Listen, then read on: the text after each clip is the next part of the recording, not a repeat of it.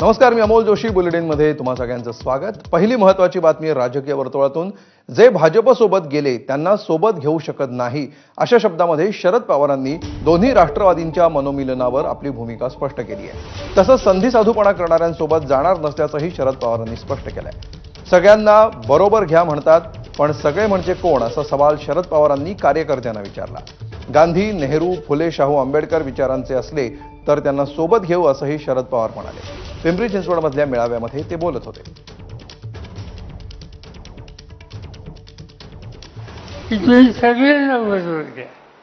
सगळ्यांना बरोबर घ्यायला काही चिंता असायचं कारण नाही. पण सगळे म्हणजे कोण? सगळे म्हणजे गांधी, नेहरू, चव्हाण यांचा विचार, फुले, शाहू, आंबेडकर यांचा विचार, हा जो सगळे म्हणत असेल तसे सगळे मला बांधू आहे. पण सत्याच्यासाठी भाजपबरोबर जाऊन बसायचं ही भूमिका कुणी मांडत असेल तर हा विचार काँग्रेसचा विचार नाही. आणि त्यामुळं कुणाशीही संबंध ठेवा, पण भाजपशी संबंध हा काँग्रेसच्या विचारात असू शकत नाही.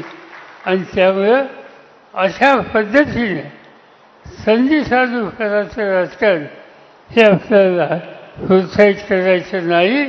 आणि त्या दृष्टिकोनातून पावलं हे आपल्याला टाकायचे. तुम्ही निवडणुकीची काळजी करू नका. इथं आपण सगळ्या जागा देऊ. आपल्याबरोबर तुम्ही येत असेल विचारांनी, कार्यक्रमांनी, पिंपरी चिंचवडच्या हिताचं रक्षण करण्याच्या भूमिकेने जे कोणी येत असतील त्यांच्याशी नेते मंडळी विचारविनिमय करतील. या भागात या शहराच्या ज्यांनी वाचण्या केल्या, नदीच्या पलीकडे एक, नदीच्या अलीकडे, रस्त्याच्या पलीकडे, रस्त्याच्या पलीकडे, आणि नवीन व्यवसाय हा संबंध राजकारणात सुरू झालेला आपण जो इथं पाहिला, हे सगळं वातावरण स्वच्छ करायचं आहे.